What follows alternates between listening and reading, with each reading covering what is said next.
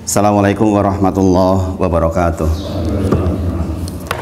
Alhamdulillahi haqqa hamdi nahmaduhu wa nasta'inuhu wa nastaghfiruh wa na'udzu billahi min syururi anfusina wa min sayyiati a'malina.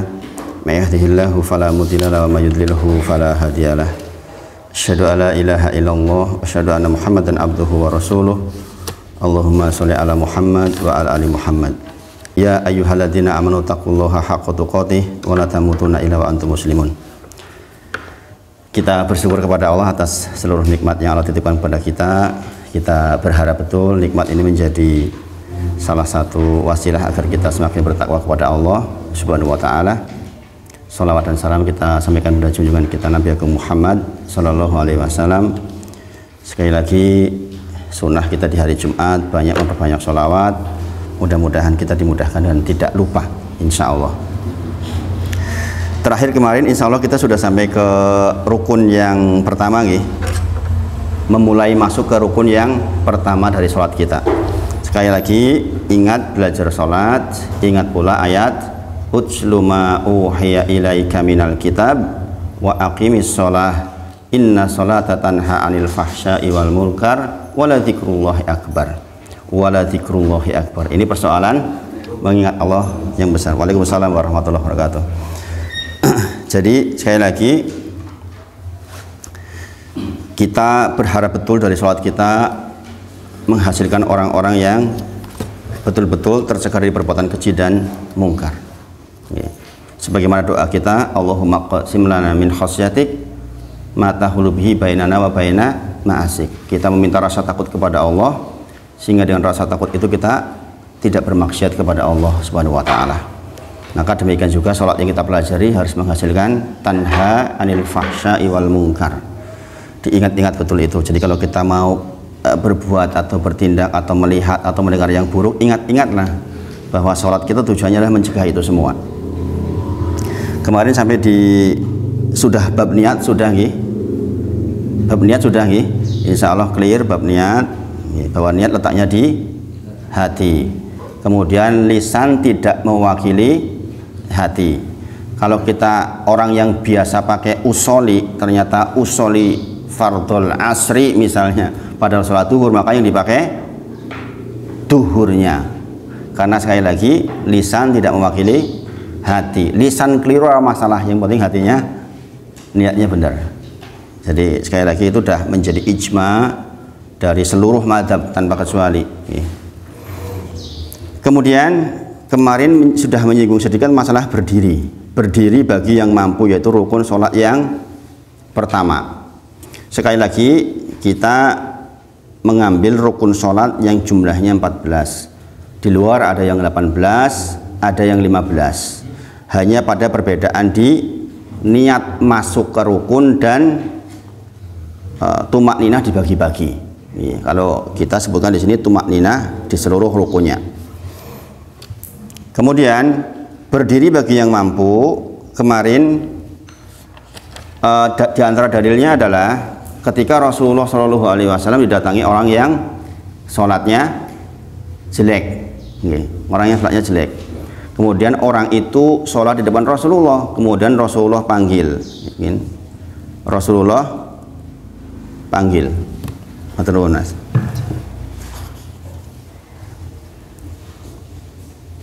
Dipanggil Rasulullah untuk melaksanakan sholat kembali. Irji fasolli fa innaka lam tusolli. Sini kamu sholat lagi karena sesungguhnya kamu belum sholat. Maka orang ini sholat lagi. Kemudian setelah sholat dipanggil lagi, irji fasolli fa innaka lam tusolli, sampai tiga kali kejadiannya. Maka orang ini mengatakan, ya Rasulullah, saya tidak bisa lagi, harus sholat seperti apa? Maka ajarkan kepadaku. Nah, ketika Rasulullah mulai mengajarkan kepada orang yang sholatnya jelek ini, beliau berkata, qala idza qumtu ila sholati fakabbir, dan seterusnya. Idza qumtu ila sholati, jikalau engkau berdiri untuk sholat. Nah, kalimat idza qumtu ila sholati inilah menjadi dalil bahwa berdiri itu adalah rukun.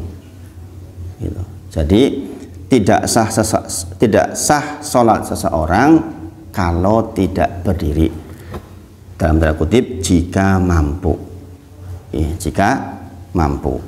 Maka jangan bermudah-mudahan langsung duduk, timbang-timbang dulu secara syariat, tanyakan kepada ahlinya ketika kita memutuskan duduk.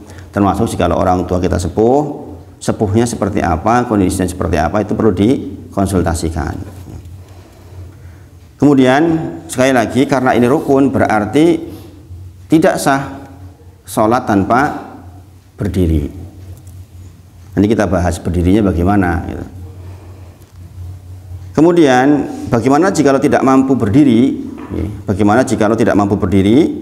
Maka ada satu hadis dari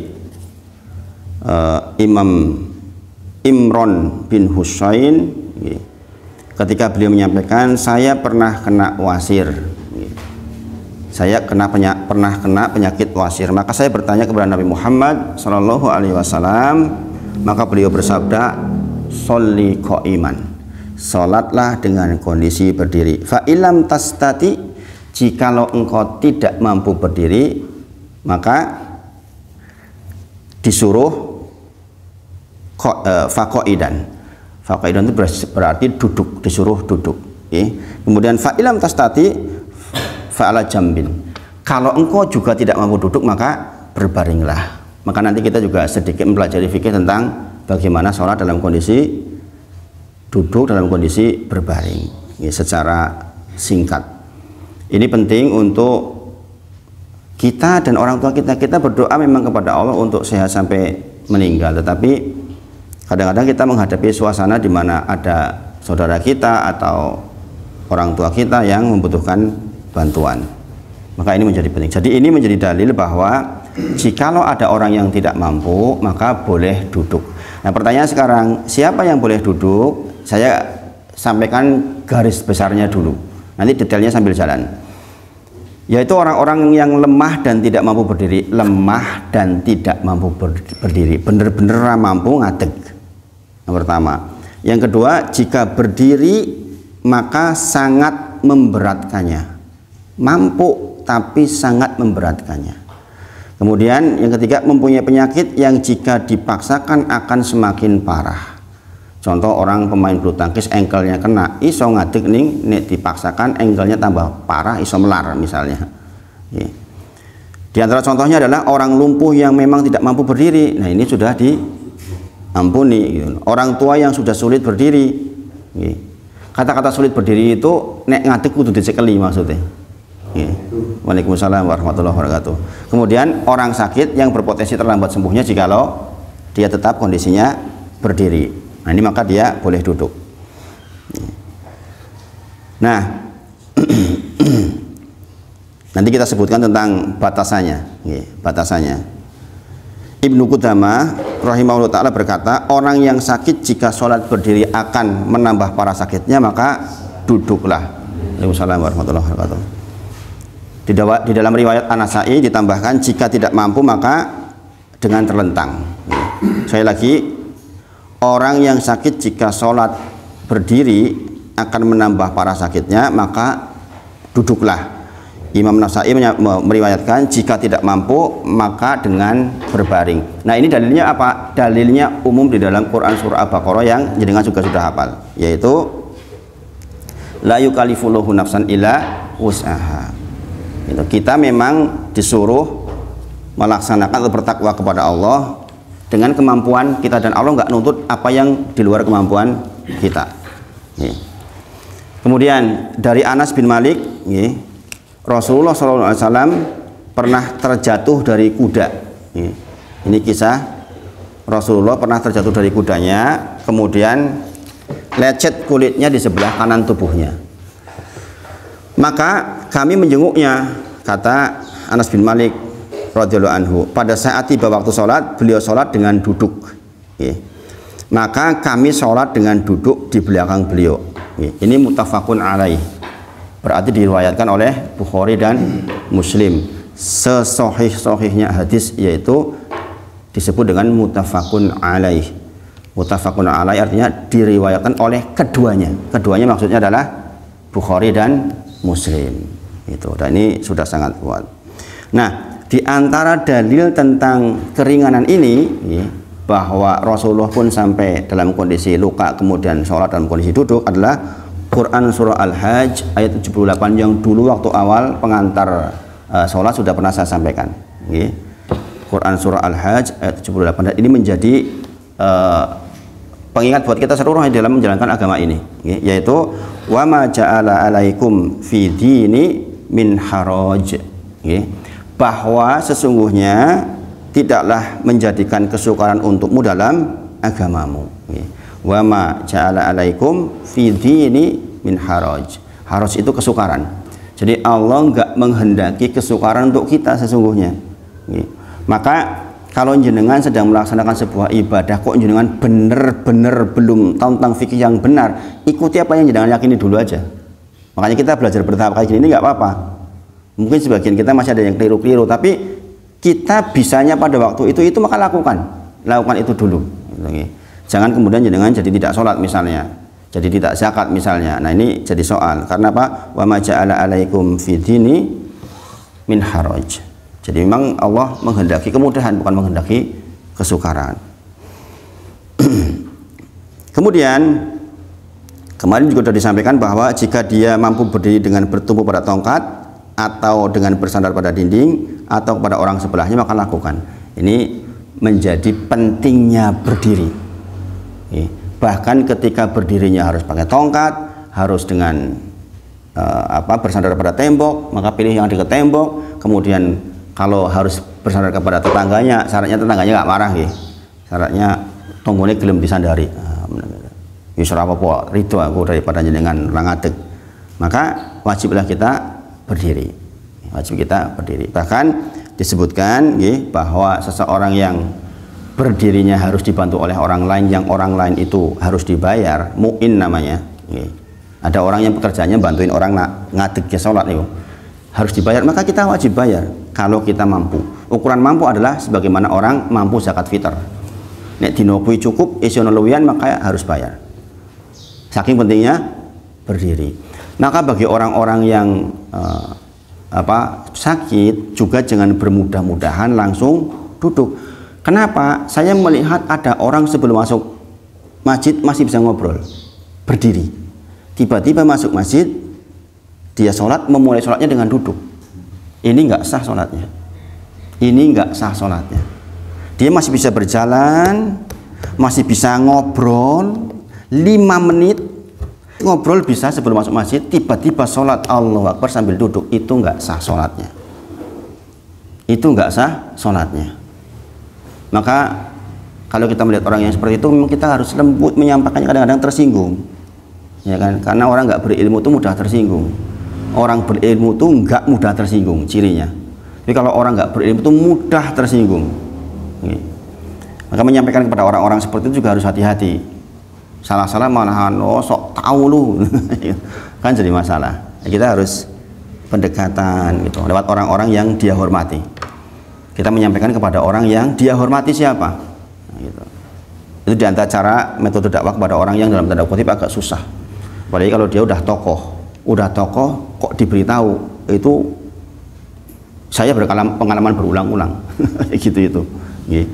Dengan pengalaman itu maka saya biasanya mendekati orang yang dia hormati kalau kita memang cinta sama dia, kasih sayang sama dia sebagai sama muslim. Nah, ora urus ya wis. Gitu. Kita kadang-kadang pada batasan tertentu kita udah ini orang diberitahu juga susah banget ya wis lah karep gitu. Kadang-kadang begitu kan. Tapi ya sebagai sama muslim kita harus menyampaikan ilmu. Jadi sekali lagi berhati-hati dengan persoalan berdiri ini, karena berdiri adalah rukun sholat. Kemudian jenengan juga pernah saya sampaikan di awal dulu bahwa kita akan bertemu dan berhadapan dengan Allah itu 2 kali, yaitu di dunia dan di akhirat. Di dunia kapan? Ketika kita mulai Allahu Akbar, inilah kita berhadapan dengan Allah. Maka Rasulullah menyebutkan barang siapa yang memberikan haknya dengan baik ketika pertemuan pertama, maka pertemuan kedua yang sama-sama dalam kondisi berdiri loh. Kita di padang mahsyar dalam kondisi berdiri, nggak pakai baju. Aisyah radhiyallahu anha tanya, ya Rasulullah, apa mau nguraisin orang pada waktu itu nafsi-nafsi, nggak kepikir lihat orang lain. Maka seseorang yang memberikan hak secara sempurna di pertemuan pertama, kata Rasulullah, maka di pertemuan kedua dia akan dimudahkan oleh Allah Subhanahu wa taala. Kapan itu? Sekarang ini. Begitu dengan takbir Allahu Akbar, maka saat itulah kita berhadapan dengan Allah.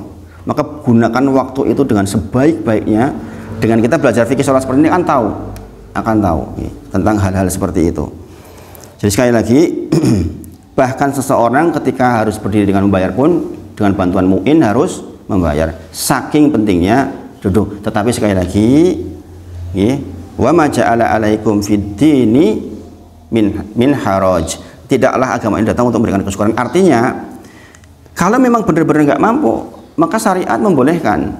Nah, Syekh Ibnu Utsaimin rahimahullah ta'ala menyampaikan di antara batasan kesulitan yang membolehkan orang untuk sholat di dalam sholat fardu gini ya, sekali lagi ini sholat fardu harus bolehnya duduk. Sholat fardu gini. Kalau sholat sunnah bagaimana? Sholat sunnah langsung duduk pun boleh. Jenengan kalau sholat fardu nggak berdiri pun nggak, karena sunnah berdiri di dalam sholat sunnah. Tetapi pahala orang yang sholat sunnah dengan duduk separuh dari pahala orang yang berdiri. Saya dipahami sampai di sini. Saya dipahami nggih? Jadi kalau sholat sunnah jenengan mau langsung duduk juga boleh. Hadisnya adalah riwayat Aisyah radhiyallahu anha ketika beliau menyampaikan, sesungguhnya aku melihat Rasulullah sholat di malam hari 9 rakaat sudah termasuk witir dalam sholat yang panjang dengan kondisi berdiri. Sekali lagi dalam kondisi yang panjang 9 rakaat, kemudian Rasulullah dalam kondisi berdiri. Kadang-kadang Rasulullah melaksanakan dengan dipisah, 9 itu dipisah. Kemudian sudah termasuk witir dengan duduk yang panjang. Apa hikmahnya ini? Hikmahnya bagi panjenengan yang pecinta sholat malam agar panjenengan bisa sholat panjang, itu maksudnya. Kenapa ada informasi dua ini? Berarti kalau kita mau niru Rasulullah, sholat malam kita tuh harusnya panjang. Makanya tidurlah setelah sholat isya, jangan beraktivitas kecuali yang penting. Ini sunahnya. Nanti bangun jam 12 sampai pagi kita berdiri atau duduk dalam kondisi sholat sunnah. Ini yang Rasulullah contohkan. Zaman sekarang karena berbagai macam aktivitas, kadang-kadang kita habis sholat isya ini itu sampai jam 11. Ini itu sampai jam 12. Nanti bangun pada jam 3. Waktu kita berdiri sebentar, padahal contohnya waktu berdirinya panjang. Masya Allah. Mungkin kayak kita kesulitan kalau 9 rakaat satu kali salam, baru rakaat ke-8 repot. Maka kita mah cukup 2 1 misalnya, gitu nggak masalah. 2 3 silahkan. Karena apa? Di antara, sekali lagi, di antara hikmah mengapa ada 2 riwayat berdiri dan duduk, hikmahnya agar sholat malam kita tuh panjang, sholat sunnah kita tuh panjang. Kesempatan jenengan memurojaah bacaan panjenengan, kesempatan jenengan boleh sambil baca, sambil duduk sambil baca boleh. Sholat sunnah boleh sambil baca Quran. Jenengan misalnya 1 rakaat 1 halaman begini, set boleh, boleh. Jadi batasan apa yang membolehkan orang untuk duduk di dalam sholat? Jika kekhusyuan masih bisa terpenuhi, maka berdirilah dengan sempurna. Khusyuk di sini maksudnya adalah mampu menghadirkan hati tenang dan tumakninah. Jikalau jenengan dalam kondisi yang kurang fit, tapi jenengan masih mampu berdiri, sementara berdirinya jenengan tidak mengganggu khusyuknya jenengan, maka berdirilah. Karena itu rukun. Sekarang tapi jikalau jenengan paksakan berdiri, membuat panjenengan gelisah, tidak tenang, kapan toge Al-Fatihah rampung, maka itu batasan jenengan boleh duduk. Tapi sekali lagi, memulainya tetap dengan berdiri. Jangan langsung duduk ya. Jangan langsung duduk. Kalau misalnya jenengan ternyata masih mampu berdiri, maka memulainya dengan berdiri tegak. Jangan langsung duduk. Itu orang yang sebenarnya mampu berdiri, tapi kemampuan berdirinya membuat dia gelisah. Contohnya tadi misalnya ada orang kena engkelnya kena, ya dia menahan beban berat tubuhnya ketika dengan engkel seperti itu, maka dia imam orang rampung Al-Fatihah kok tua banget ya. Nah ini sudah tidak khusyuk. Karena di antara yang harus kita capai dalam sholat adalah khusyuk. Khusyuk itu tadi itu penting banget. Khusyuk di dalam sholat yaitu menghadirkan hati, tenang, tumakninah itu bagian yang sangat penting dalam sholat kita. Kualitas sholat kita tergantung pada khusyuknya kita. Khusyuk bagaimana khusyuk?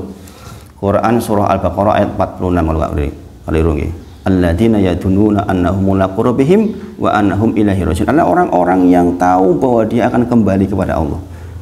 Orang khusyuk kata Allah adalah orang-orang yang tahu, sadar betul bahwa dia itu akan balik kepada Allah.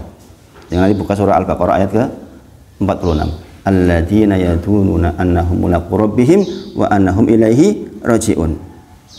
Yaitu orang-orang yang sadar betul. Jangan sholat sadar Allah, saya itu mau kembali kepada Allah. Saya itu mau balik sama Allah. Saya mempertanggungjawabkan semua apa yang saya lakukan di dunia. Ini dia, maka dia akan khusyuk. Seperti sholatnya orang yang hendak pulang. Dia merasa bahwa sholat ini adalah sholat terakhir saya. Habis ini saya akan menghadap Allah. Pasti khusyuk dia. Dia tentrem hatinya. Nggak mungkin mikirin dunia. Nggak sempet lah. Sebagaimana sering saya sampaikan ke jenengan, kalau orang diberitahu jadwal kematian, pasti dia akan khusyuk banget sebelum mati. Banyak orang-orang yang ditembak mati itu, eksekusi mati, jangan jenengan anggap remeh orang-orang seperti itu. Contohnya Freddy Budiman, saya lihat kisahnya ketika menjelang dieksekusi, orang yang beringasan kayak gitu, orang yang dari Nusa Kambangan saja masih bisa mengendalikan omset ratusan miliar narkoba. Tapi ketika 3 bulan menjelang eksekusi, takut juga. Akhirnya pakai bajunya baju gamis terus, jenggotan, pakai sunah dia, udah pakai jenggot. Ini orang kalau udah takut orang kayak gitu pakai jenggot. Takut gitu. Dia bilang di antara sunah yang dibawa mati di kuburan ini.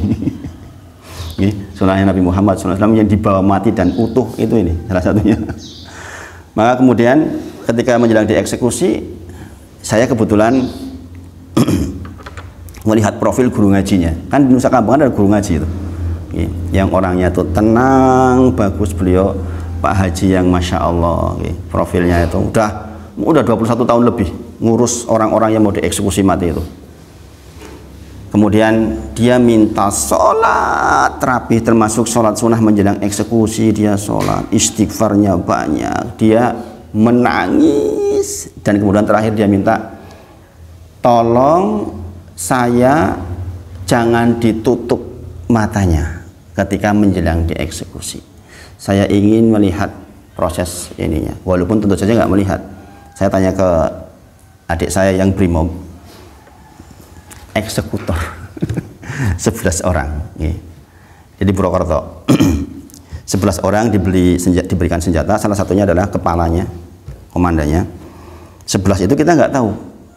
Kita ambil senjata, kita nggak tahu mana yang isi, hanya 3 yang isi, supaya tidak jadi beban mental siapa tahu yang bunuh gitu.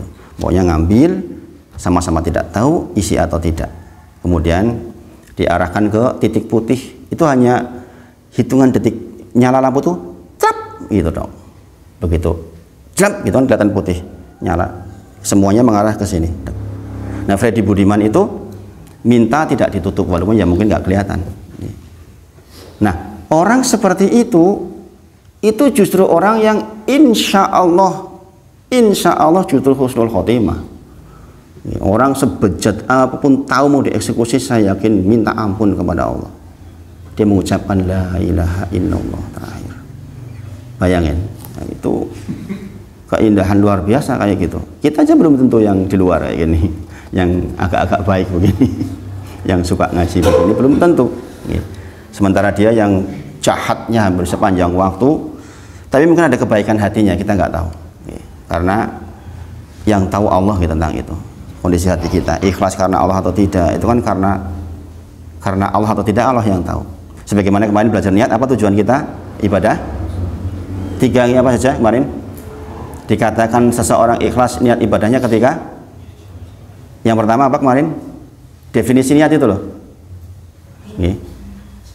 Apa Bu Eko? Catatannya masih ada nggak? Betul, mendekatkan diri kepada Allah, mencari ridho Allah, mencari pahala Allah, itu saja. Jangan keluar dari itu kalau kita niat ibadah. Ya, maka insya Allah akan mendapatkan husnul khotimah. Insya Allah. Ya orang kayak Freddy Budiman ketika 3 bulan terakhir udah tahu mau mati kan. Ya mesti dia nggak mikirin dunia lagi lah, nggak mikirin narkoba, boro-boro gitu. Ya kan yang dipikir bagaimana menghadapi kematian. Gitu. Saya senang itu melihat yang begitu-begitu itu, mengingatkan diri sendiri gitu. Gitu. Orang-orang yang mau dieksekusi itu banyak memberikan pelajaran pada kita. Sekali lagi, jadi kondisi yang membolehkan seseorang untuk duduk ketika berdirinya membuat dia gelisah, tidak kuat. Nah ini maka dibolehkan. Kondisi yang serupa misalnya adalah orang dalam kondisi ketakutan ya, dan khawatir jika berdiri di balik dinding, sementara di balik dinding musuh mengintai. Misalnya orang perang atau orang apapun pokoknya yang dalam kondisi dia ketakutan. Ketakutan bisa apa saja.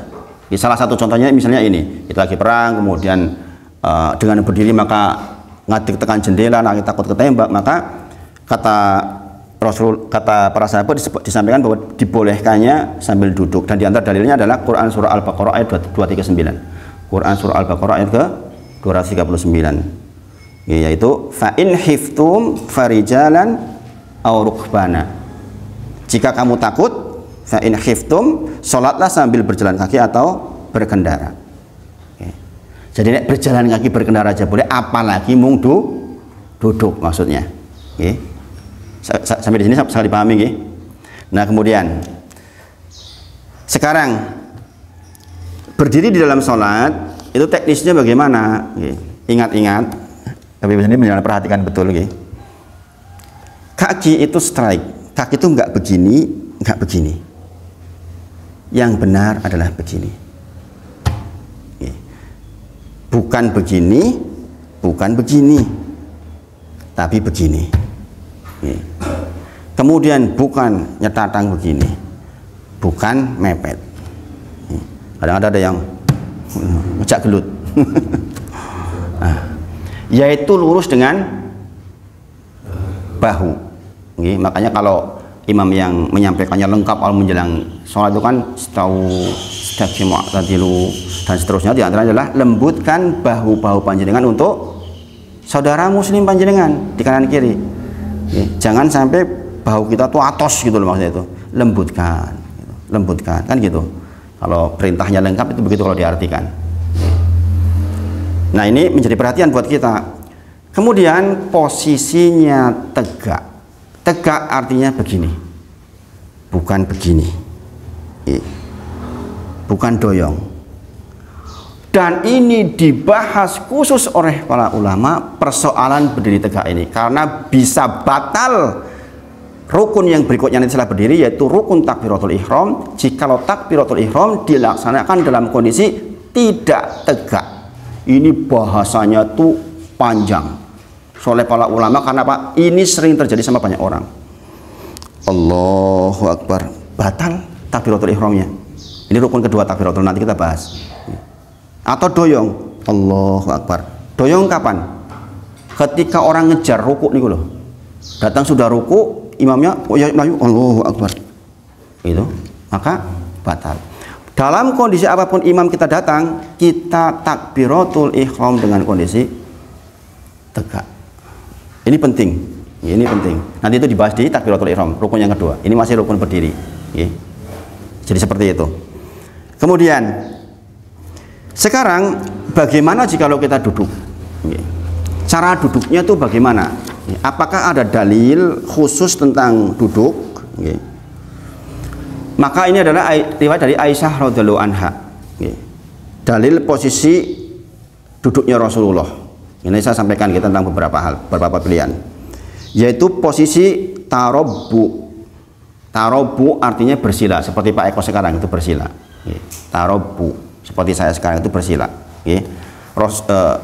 Aisyah radhiyallahu anha menyampaikan, ra'aitun Nabiy sallallahu alaihi wasallam. Saya melihat Nabi Muhammad sallallahu alaihi wasallam yusolli mutarabbian. Saya melihat Nabi Muhammad sallallahu alaihi wasallam salat dengan mutarabbiah, yaitu dalam kondisi duduk bersila. Duduk bersila. Sekarang pertanyaannya, apakah wajib ketika seseorang duduk harus duduknya bersila? Jawabannya tidak. Jawabannya tidak. Tetapi ini hanya sunnah saja. Berarti duduk-duduk yang lain pun dibolehkan untuk melaksanakan sholat sambil duduk. Tergantung keadaan dan nyamannya. Duduk dalam sholat ada berapa macam? Duduk dalam sholat ada berapa macam? Ada iftiros, yaitu duduk di tahiyat awal. Di mazhab Hambali kalau 2 rakaat juga pakai iftiros. Di mazhab Syafi'i 2 rakaat pakai tawaruk. Saya kadang pakai tawaruk, kadang pakai iftiros, untuk memberikan contoh bahwa dua-duanya ada dalilnya. Kalau saya sholat di mabak, saya pakai iftiros karena di sana kebanyakan pakai iftiros. Saya nggak sholat di sini atau di masjid yang lain, saya pakai tawaruk karena kebanyakan tawaruk. Di antara manhaj yang benar adalah kalau sama-sama ada dalilnya sama-sama kuat, ikutlah yang paling banyak di situ. Bisa dipahami gitu? Sepanjang ada dalilnya sahih, ada pilihannya, maka pilihlah yang paling banyak di situ. Ini penting. Karena apa? Ini kelembutan di dalam dakwah, kelembutan di dalam menyikapi lingkungan. Tapi kalau banyak tapi nggak ada dalilnya, jangan diikuti. Ini sama-sama ada dalilnya yang kuat, maka ikutlah apa yang ramai di situ. Kemudian duduk yang kedua apa? Tawaruk, yaitu duduk tahiyat akhir. Nggak perlu dipraktekin, sudah bisa kan ya? Kemudian duduk iqa. Duduk iqa tahu nggak? Kalau iqa mungkin jangan belum paham. Duduk iqa itu begini. Saya kasih contoh. Mungkin jangan akan menemukan orang begini, jangan bingung kalau ketemu orang begitu maksudnya. Ini namanya duduk iqa. Begini nih. Jangan pernah lihat orang sholat begini nggak? Nah ini boleh ini. Berdiri semua. Berdiri semua. Ya berdiri semua. Kelihatan tadi kakinya. Nah, ini namanya iqa. Ini juga boleh. Kalau ternyata orang mampunya begini nih duduknya. Kon sila ora iso, kon iftiros lor sakit, begini boleh. Yang tidak boleh, makruh bukan tidak boleh. Yang makruh itu begini, duduk iqa. Ini sama iqa, nama iqa. Begini nih. Ini nggak boleh. Ini duduk seperti anjing. Ini namanya duduk iqa juga, tapi iqa yang makruh. Tidak dihindari maksudnya. Tapi ini iso nemu koyong ini tok, ibu-ibu. Aku iso nemu koyong ini tok, Pak. Ya nggak apa-apa. Tapi kalau bisa yang lain maka menjadi makruh. Itu namanya duduk iqa. Iqa pakai ain. Kemudian yang berikutnya adalah duduk tarabbu. Nah ini yang tadi di dalam hadis ini, yaitu ra'aitu Nabiya sallallahu alaihi wasallam yusolli mutarabbi'a. Saya melihat Rasulullah duduk dengan kondisi tarabbu. Tarabbu artinya sila, duduk bersila. Biasanya begitu. Kalau di rumah sakit saya melihat orang duduk bersila. Nah sekarang kalau bisanya tadi yang iqa kedua, yaitu iqa yang makruh, mending sekalian selonjor kakinya. Itu juga dibolehkan. Kalau semuanya itu nggak mampu, pakai apa yang mampu. Isone linggu piye, isone linggu koyo ngene iki. Misalnya ya wis gitu. Jadi sekali lagi kita pegangi surah Al-Hajj ayat 78 bahwa agama hadir bukan untuk haraj, untuk menyusahkan. Jadi jangan jadi alasan, wah kalau yang ngene fikih aku dadi ora iso. Ya semampunya. Kemudian tadi dikatakan apa? Jikalau sholi qaiman, sholat sambil berdiri. Fa ilam tastati fa qaidan. Jikalau tidak mampu duduklah. Fa ilam tastati, jikalau enggak mampu lagi maka fa ala jambin, maka berbaringlah. Maka dalam kondisi memang benar-benar tidak bisa, berbaring pun diizinkan. Nah, berbaring itu artinya apa? Berbaring itu artinya apa? Berbaring itu sebenarnya secara syariat itu tidur miring. Itu berbaring. Kalau telentang sudah lain lagi fikihnya. Dibedakan nih. Berbaring maksudnya berbaring ke kanan atau berbaring ke kiri maksudnya. Dua-duanya boleh. Walaupun yang sunnah tetap berbaring ke kanan sebagaimana orang meninggal. Kemana arahnya? Seperti orang meninggal. Semua badan diarahkan ke kiblat. Saya dipahami. Jadi di rumah sakit ternyata kiblatnya orangnya ternyata bentuk tempat tidurnya ke sana, nggak ke kiblat. Maka diusahakan supaya ke kiblat. Ini bisa didorong tuh nih. Kalau orang sakit itu, kalau rumah sakitnya rumah sakit Islam biasanya dikondisikan biasanya. Maka ketika dia berbaring, maka seluruh badannya menghadap ke kiblat sebelum dilaksanakan. Nah, bagaimana sekarang kalau berbaring udah nggak bisa, miring wis ora iso, maka dia sambil terlentang. Nah, ketika terlentang, posisinya begini, bukan begini, kaki di sini, kemudian diangkat sedikit pakai kepalanya, diangkat sedikit dengan diganjal, menunjukkan bahwa kepalanya ikut menghadap ke kiblat. Bagaimana rukuk sujudnya? Ketika dia rukuk, dia tarik sedikit, ketika dia sujud tarik lebih banyak kepalanya. Saya dipahami sampai di sini. Nah, udah. Kemudian ternyata berbaring pakai gips wis ora iso apa-apa. Maka pakai isyarat mata. Pakai isyarat mata. Terpejam sedikit untuk ruku, terpejam lebih dalam untuk sujud. Gitu. Jadi sekali lagi, Islam hadir bukan untuk mempersulit. Semuanya bisa dilaksanakan karena sholat persoalan yang besar. Inilah yang dihisab kali pertama. Sehingga fikih sholat sampai pun orang sakit maka lengkap. Termasuk nanti ketika dia pakai infus, ya kan. Ya. Sebenarnya ini detail banget. Nanti kita sambil jalan insya Allah. Mudah-mudahan bisa diingat semua. Mudah-mudahan nggak ada yang kelewat. Ya. Kemudian bagaimana sekarang kalau ada sebuah keadaan di mana orang mampu melakukan yang sebelumnya tidak mampu? Contoh, jenengan sholat berdiri kemudian jenengan duduk, tiba-tiba kok jenengan kepenak awake. Katanya aku iso ngadeg iki ora apa, maka wajib berdiri. Di tengah-tengah sholat terjadi perubahan kemampuan, maka mengubah kemampuan itu dengan otomatis konsekuensinya adalah perubahan gerakan, itu dibolehkan tanpa batal sholat. Ini penting ya. Berarti kalau jenengan tadinya berdiri, kemudian jenengan mau berdiri setelah rokaat ke tahiyat awal mau berdiri kok gliyeng, boleh nggak jenengan sambil duduk? Boleh. Ini adalah pernyataan dari Ibnu Qudamah rahimahullah ta'ala.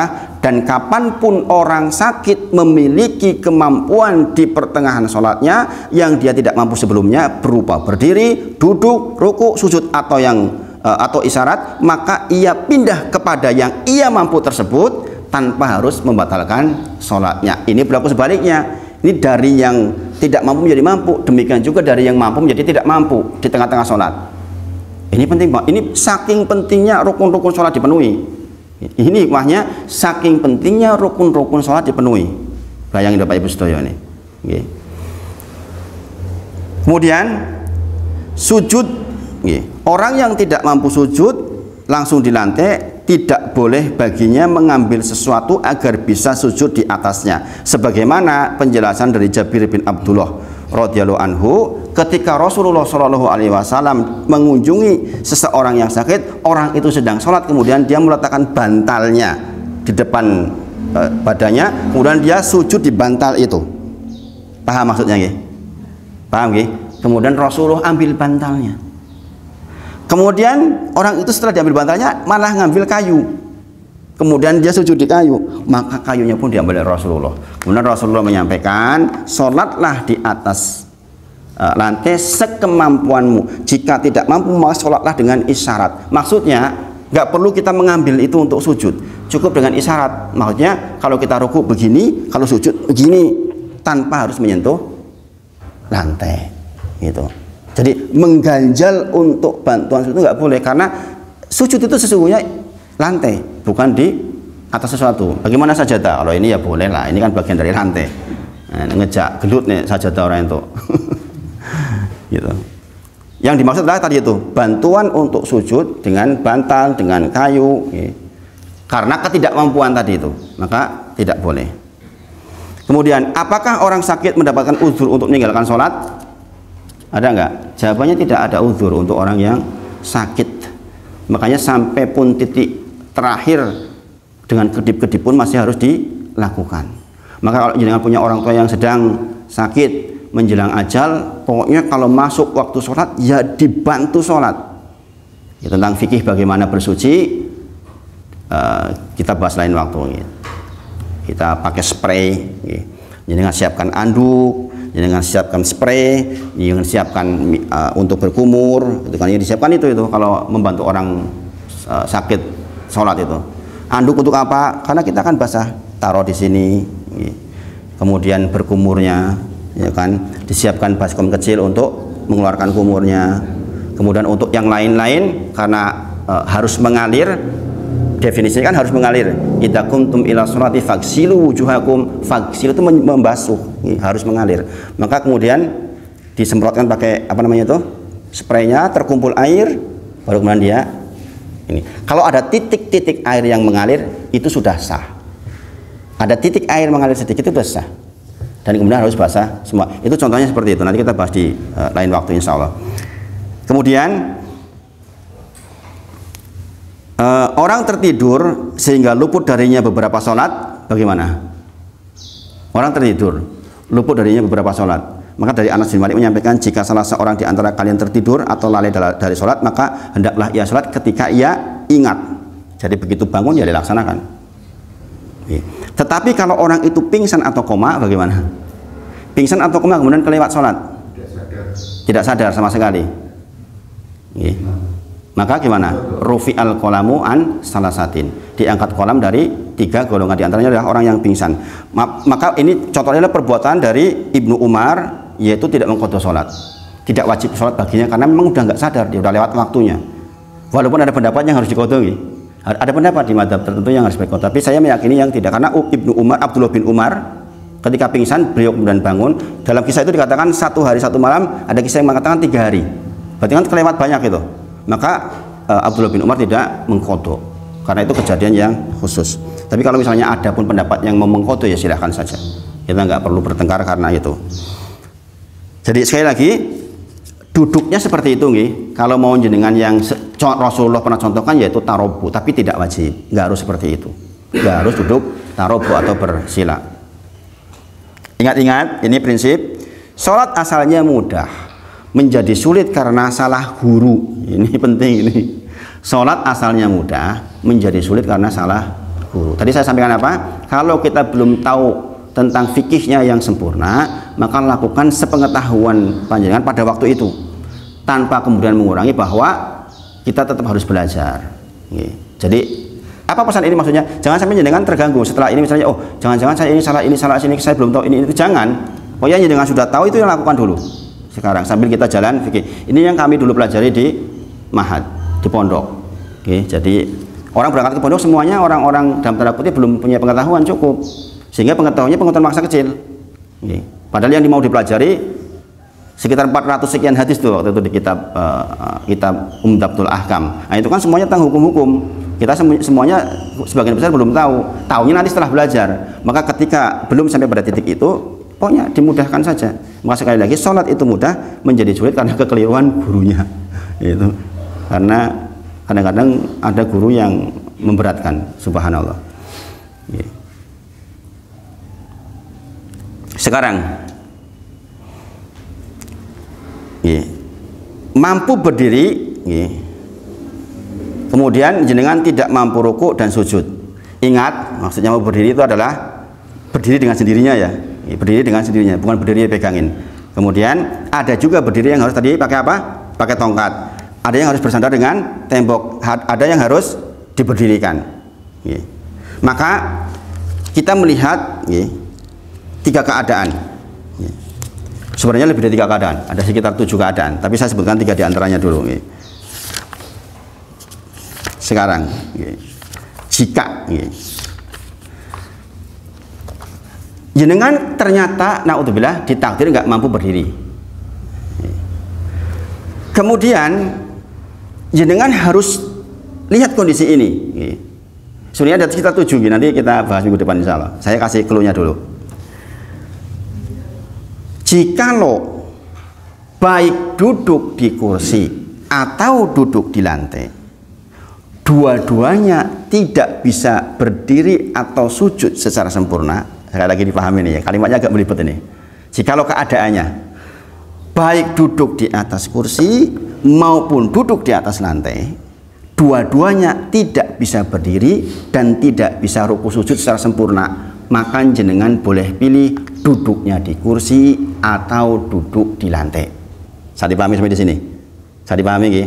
Sekarang yang kedua, jika kondisi sama-sama tidak bisa berdiri, kalau tadi kan sama-sama tidak bisa berdiri juga, okay. Sementara jikalau duduk dia bisa sujud sempurna, maka wajib dia duduk di, nanti mohon maaf bukan duduk di kursi maksudnya, okay. Sama-sama duduk ini, okay. Tapi kalau duduknya di lantai membuat dia bisa sujud secara sempurna, maka haram hukumnya duduk di kursi. Maksudnya begini, kalau jangan duduk di lantai kok iso sujud sempurna, neng kursi ora iso. Dengan kemudian harus turun dari kursi sujud itu nggak bisa.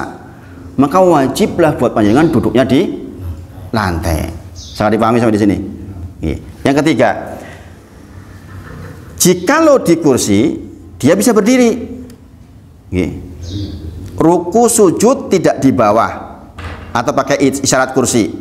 Jika di atas lantai sujud bisa tapi berakibat tidak bisa berdiri. Ini kondisinya begini. Jangan duduk di kursi. Ini sama-sama harus duduk loh anunya, sama-sama duduk. Jangan duduk di kursi, tapi dengan di kursi itu jangan masih bisa berdiri. Tadi kan dibilang kalau kita mampu bisa, kalau berdirinya hanya berdiri sesaat saja. Jangan duduk di kursi, masih bisa berdiri. Masih bisa berdiri. Tapi ketika duduk di lantai, jenengan juga bisa sujud sempurna. Maka bagaimana pilihannya? Di kursi atau di lantai? Posisinya di kursi.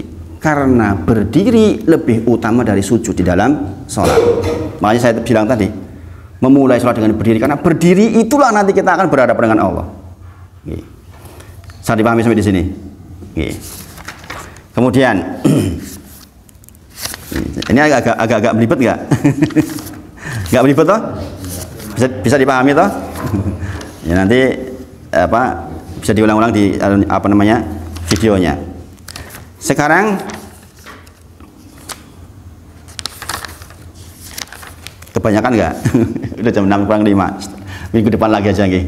Minggu depan lagi aja. Karena persoalan berdiri ini tuh nanti kita harus pakai contoh juga, beberapa keadaan nanti saya praktekkan insya Allah, supaya lebih paham. Karena ketika di rumah sakit misalnya berdiri, kemudian jenengan nggak bisa sujud sempurna, bagaimana sujudnya? Maka isyaratnya dengan duduk di kursi, dengan duduk di kursi ketika ruku, ketika sujud, gitu. Seperti itu. Nanti kita bahas minggu depan insya Allah. Nah, ini yang disampaikan pada pagi ini, mudah-mudahan bermanfaat, dan mudah-mudahan Allah mudahkan pembelajaran kita.